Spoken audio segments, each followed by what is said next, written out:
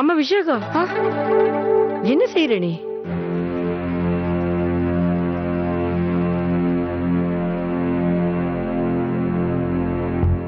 இப்ப தண்ணி குடிக்க கூடாது. ஏன்? இந்த தண்ணி நல்ல தண்ணி இல்லையா? மறந்துட்டியா? பூஜை முடிகிற வரைக்கும் தண்ணி கூட குடிக்க கூடாதுன்னு நேத்து சொன்னார் இல்ல? இப்ப நீ தண்ணி குடிக்க கூடாது. வச்சிட்டு வா.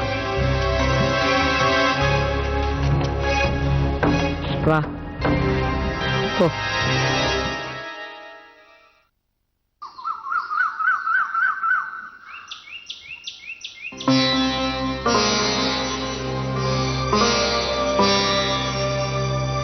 அப்பா டீ கொண்டு வந்திருக்கேன்.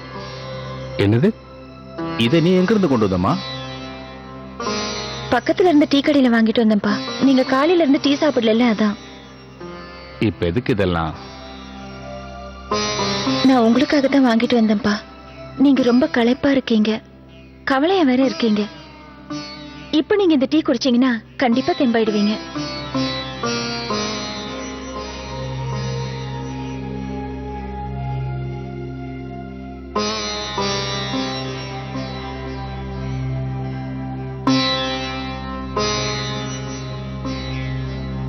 என்னப்பாச்சு? உங்களுக்கு விஷாக்காவை பத்தின கவலை தானே?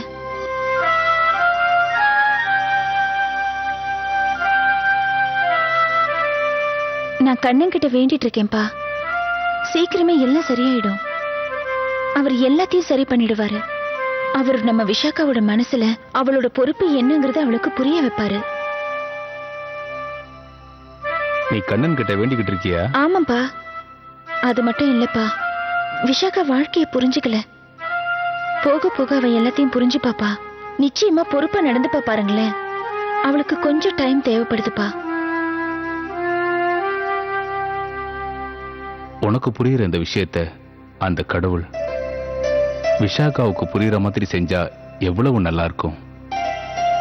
வீட்டுலதான் விளையாட்டுத்தனமா இருந்தான்னா கல்யாணத்துக்கு அப்புறமும் இதை புரிஞ்சுக்க மாட்டேங்கிறாள. ஆனா என்ன பண்றது? அந்த கண்ணனை நம்புறத தவிர வேற வழியே இல்லை. இப்ப அதை பத்தி யோசிச்சுட்டு தாமா நான் கவலைப்பட்டுட்டு நிக்கிறேன். அந்த பரம்பரை முறைப்படி அவ எல்லாத்துக்கும் என்ன செய்ய போறானதாம எனக்கு ஒண்ணுமே புரியல.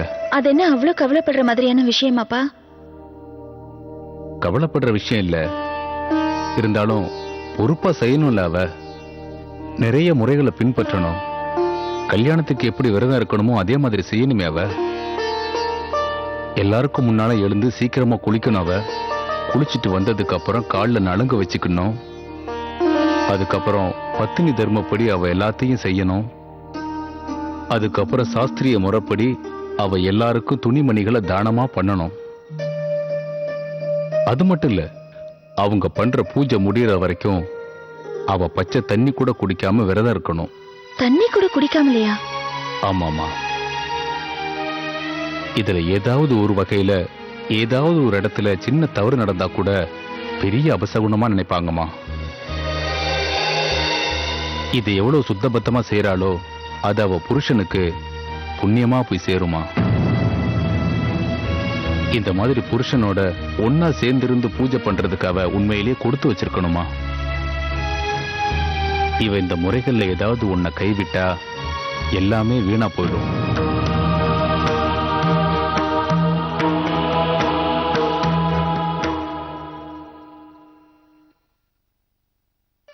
சின்ன மருமகளே, நீ இங்கே நிக்கிற, நான் உன்னை எல்லா இடமும் தேடிட்டு வரேன். வா.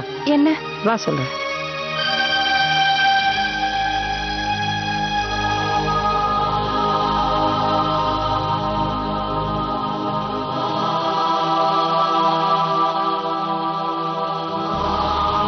கொடுமா, அவங்களுக்கு கொடு. இவங்க எல்லாருக்குமா? நான் தானம் கொடுக்கணுமா? ஆமாமா, நீங்க புருஷன் பொண்டாட்டி 2 பேரும் சேர்ந்துதான் அவங்களுக்கு தானம் கொடுக்கணும். சரி, கொடுக்கறேன்.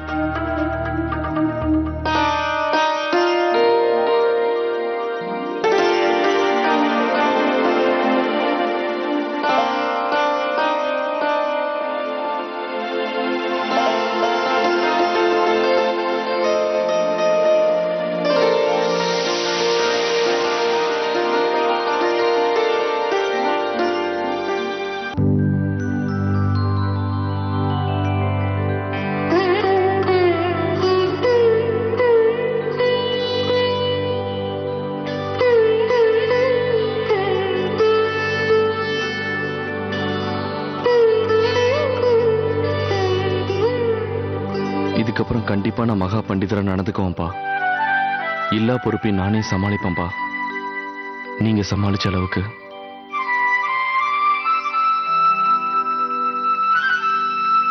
அப்பா, எனக்கு ஆசீர்வாதம் பண்ணுங்கப்பா. என்னோட பொறுப்புல நான் இந்த தப்பும் பண்ணக்கூடாது.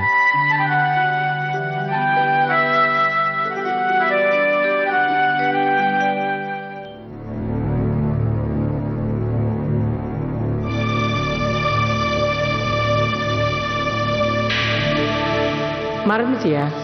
பூஜை முடியிற வரைக்கும் தண்ணி கூட குடிக்க கூடாதுன்னு நேற்று சொன்னார் இல்ல?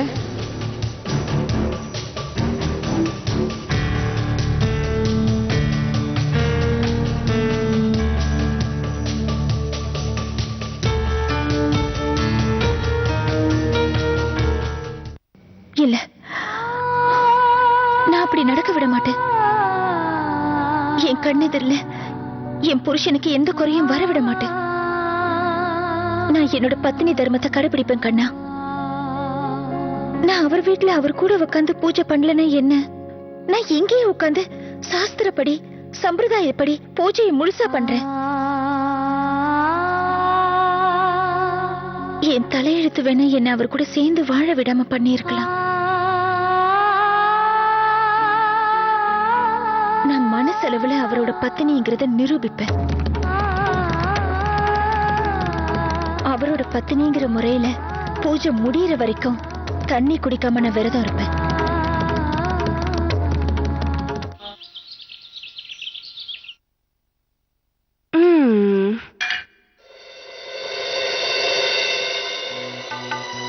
நல்ல வேளை நான் தனியா வந்து சாப்பிட்டேன். இல்லைன்னா என் உயிரே போயிருக்கும். நீ உடம்ப பத்திரமா பாத்துக்கணும் விஷாக்கா. யார பத்தியும் நீ கவலைப்பட வேண்டாம். புகுந்த வீடா இருந்தாலும் சரி, வேற யாரா இருந்தாலும் சரி, உருப்படவே மாட்டான். இந்த பிரதீப் இந்த நேரம் பார்த்து எங்க போனான்னு தெரியல. போனை வேற எடுக்க மாட்டேங்கிறான். தண்ணி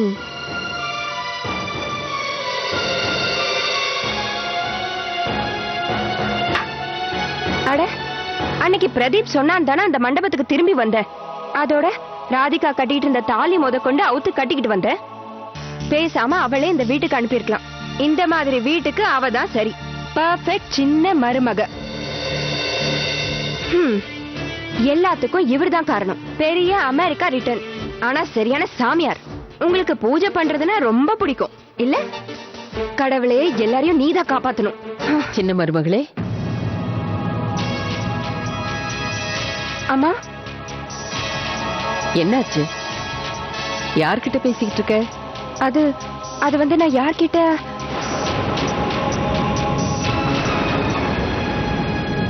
இதோ இவரை பத்தி தான் பேசிட்டு இருந்தேன்.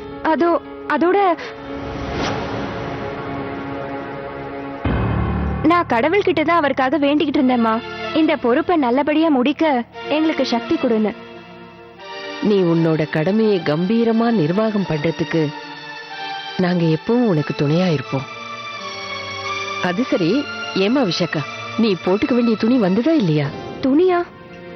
யாருக்கு? அதுதாம்மா, நீயும் தேவாவும் பூஜை பண்ணும்போது போட்டுக்கணுமே அந்த துணி. வரலையே, இது வரைக்கும் வரலையேம்மா. ஓ, அ, சரி பரவாயில்ல. பால்ல முதல்ல குளிக்கணும்ல, அத நீ முதல்ல பண்ணிடு. என்னது? எதுல குளிக்கணும்? பால்ல குளிக்கிறது அதுதாம்மா ரொம்ப பவித்திரமான விஷயம். ஓ, எனக்கு இப்ப கூட ஞாபகம் இருக்கு. முதல் தடவை நான் இந்த பூஜையை பண்ணி மகா பண்டிதையாய் உட்கார்ந்தது எனக்கும் அப்படிதான் இருந்தது. பால்ல குளிக்கணும்னு சொன்னது எனக்கு ஒண்ணுமே புரியல. இன்னைக்கு அதே மாதிரி நீயும் என்ன பார்த்து இந்த கேள்வி கேக்குற. எனக்கு நம்பிக்கை இருக்கு, நீயும் என்ன மாதிரி பொறுப்பா நடந்துப்ப. நீ போய் சீக்கிரம் குளிச்சிட்டு வா. அம்மா, நான் காலையில 4 மணிக்கே குளிச்சுட்டேன். அம்மா, நீ பால்ல குளிக்கணும்னு சொன்ன இல்ல, நீயும் தேவாவும் ஒரே சமயத்துல பால்ல குளிக்கணும். சரி, நான் போய் பால் அனுப்புறேன்.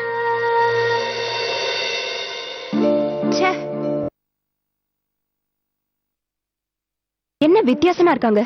சாப்பிடுறதுக்கு சாப்பாடு தர மாட்டாங்க, குடிக்கிறதுக்கு தண்ணி தர மாட்டாங்க, ஆனா குளிக்கிறதுக்கு பால் தருவாங்களாம். அம்மா, ஏதாவது வேலை இருக்காம்மா? சொல்லுங்க, செய்யறேன். இல்லம்மா, வேண்டாம். அப்பா குர்தாவுல பட்டன் வந்துருச்சு, அவ்வளவுதான். நான் தச்சிட்டேன். இத பாரு, தச்சு முடிச்சிட்டேன், அவ்வளவுதான். நல்ல வேலை, வரும்போது இதெல்லாம் கையோட கொண்டு வந்தேன். இல்லைன்னா நான் கஷ்டப்பட்டிருப்பேன். பரவாயில்லம்மா, எப்பப்ப எது எது வேணுமோ அதை நீங்க கரெக்டா கொண்டு வந்துடுறீங்க. அம்மாடி, இங்க தர்மசாலா பக்கத்துல ஒரு கடை இருக்கு, அங்க ஆலு பூரி ரொம்ப நல்லா இருக்குமா. அப்பா வாங்கிட்டு வந்திருக்காரு, நீ சாப்பிடு, நான் உனக்காக எடுத்து வச்சிருக்கேன். அம்மா, நீங்க சாப்பிடுங்கம்மா. ராதே ராதே.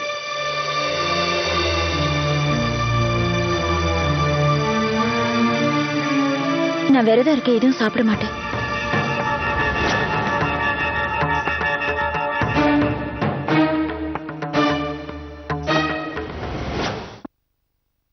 நான் விரதம் இருக்க, எதுவும் சாப்பிட மாட்டேன்.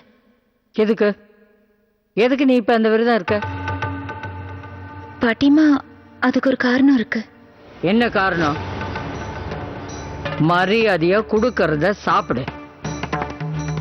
நீ ஒண்ணு விரதம் இருந்து போற வழிக்கு புண்ணியம் தடாத. தேவகி, இவளுக்கு அதை கொடு. வேண்டாமா, என்ன விரதம் இருக்க விடுங்க பாட்டிமா. எதுக்கு அது? எதுக்காக? அதுவும் இன்னைக்கு எதுக்கு? அதுவும் இன்னைக்கு விஷாகா புகுந்த வீட்டுல பூஜை வேற இருக்கு. என்ன நான் பேசிட்டு இருக்க, நீ பாட்டுக்கு யோசிச்சுட்டு இருக்க? இல்ல பாட்டிமா, நான் எதுவும் யோசிக்கல. நான் வெளியில எங்கேயும் போக மாட்டேன், அதோட எதுவும் சாப்பிடவும் மாட்டேன். வீட்டுக்குள்ளேயே இருந்து நான் விரதத்தை கடைபிடிக்கணும். பாட்டிமா, நான் எந்த திட்டத்தோடையும் பண்ணல.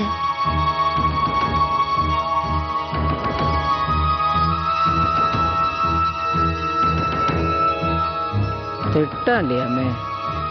கேட்டல தேவகி, அவ எப்படி பேசுறான்னு? நிச்சயமா இவ விரதத்துக்கு ஏதோ ஒரு காரணம் இருக்கு. அப்படியெல்லாம் ஒண்ணும் இருக்காதுமா. ஒண்ணு இல்ல, நீ பனைமரத்தடியில உட்காந்து கள்ள குடிச்சா கூட பால் நிவிய. நான் அந்த பனைமரத்தடி காரணம் கூட நம்பினாலும் நம்புவேன், ஆனா இந்த திருடி நம்ப மாட்டேன். எனக்கு என்னமோ பயமா இருக்கு. எதுக்கு எதுக்காக இன்னைக்கு போய் இந்த திருடி இப்படி விரதம் இருக்கணும்? ராதே ராதே ராதே ராதே.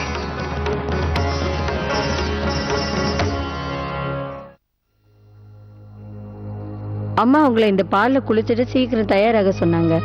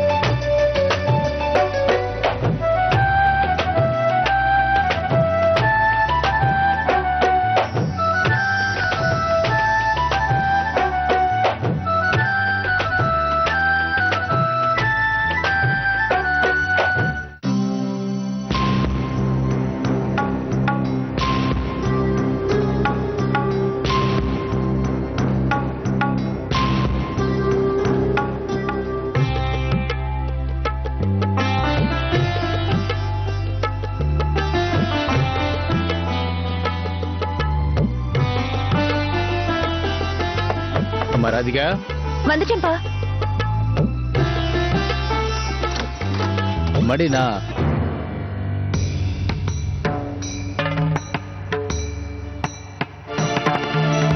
கூப்பிட்டீங்களாப்பா?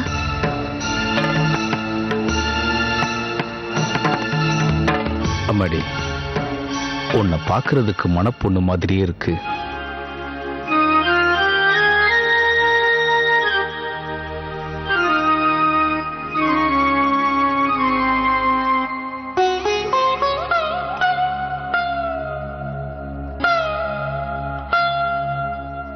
என்னாச்சுப்பா? எதுக்காக அழறீங்க? இல்லம்மா, உன்னை இந்த கோலத்துல பார்க்கும்போது எனக்கு ரொம்ப சந்தோஷமா இருக்கு. இந்த கோலத்துல உன்னை ஆசீர்வாதம் பண்ற பாக்கியத்தை நீ எனக்கு கொடுக்கலையம்மா. அதனாலதான் என் கண்ணுல இருந்து கண்ணீர் தானா வருதுன்னு நினைக்கிறேன்.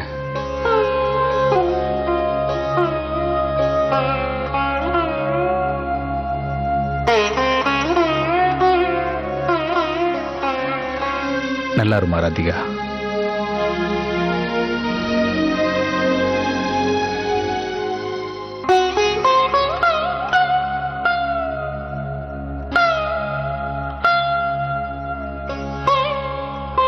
இன்னைக்கு என்னோட வாழ்க்கையிலே ரொம்ப ரொம்ப முக்கியமான நாள்ப்பா. உங்களுக்கு என்னால செயல்பட முடியாது. நீங்க தான் உங்களோட திறனை எனக்குள்ள கொடுக்கணும். அதுக்கப்புறம் அதை வச்சு என்னால முடிஞ்ச அளவுக்கு நான் முயற்சி பண்ணி பார்க்கறேன். அதையே மீறி நான் ஏதாவது சின்ன சின்ன தவறுகள் பண்ணும்போது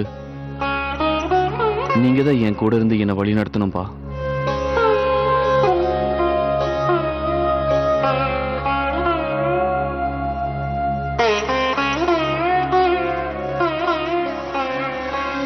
தேவா, நீ இன்னையிலேருந்து நீ என் பையன் கொடுத்த பொறுப்பை ஏத்துக்க போற.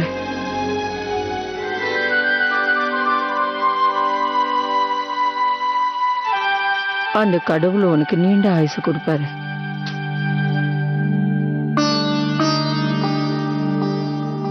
நல்லது.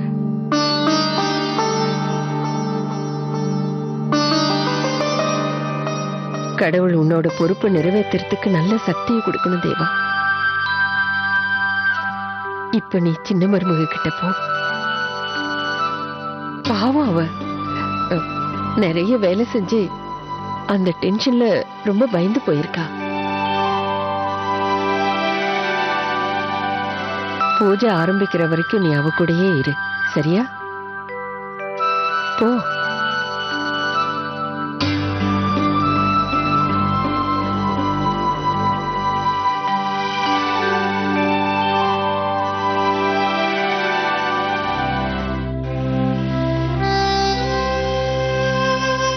என்னாச்சுங்க? இல்ல, ஒண்ணும் இல்ல. தேவகி, நான் எவ்வளவு பெரிய பாக்கியசாலி நினைக்கும் போது சந்தோஷமா இருக்கு. என்னோட ஒரு மகளுக்கு அந்த தேவா மாப்பிள்ளையா கிடைச்சிட்டாரு. என்னோட இன்னொரு பொண்ணுக்கு அந்த கண்ணனே கணவனா வந்துட்டாரு. ராதிகா நான் வாங்கிட்டு வந்த புடவையை கட்டிக்கிட்டு தயாராயிட்டா. பார்க்கிறதுக்கு அந்த ராதா மாதிரியே இருக்கா.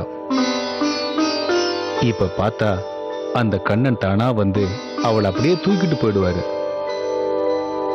விஷாகாவுக்குன்னு நான் வாங்கிட்டு வந்த புடவை இவளுக்கு பொருத்தமா இருக்கு.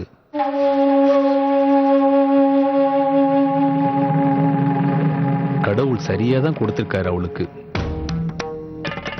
அந்த திருடி தயாராகி வேற உக்காந்துருக்காளா? நிச்சயமா ஏதோ ஒரு திட்டத்தோட தான் இதெல்லாம் செய்யறா. நீங்க யாரும் இன்னும் தயாராகலையா? எப்படி தயாராக முடியும்? இந்த தர்மசாலால நமக்கு ஒரு ரூம் தானே இருக்கு. அங்க போய் உன் பொண்ணு மங்கையர் கடிச்சு உக்காந்துக்கிட்டாள.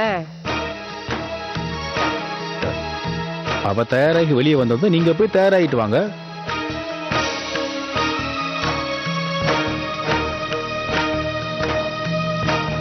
ராதே ராதே.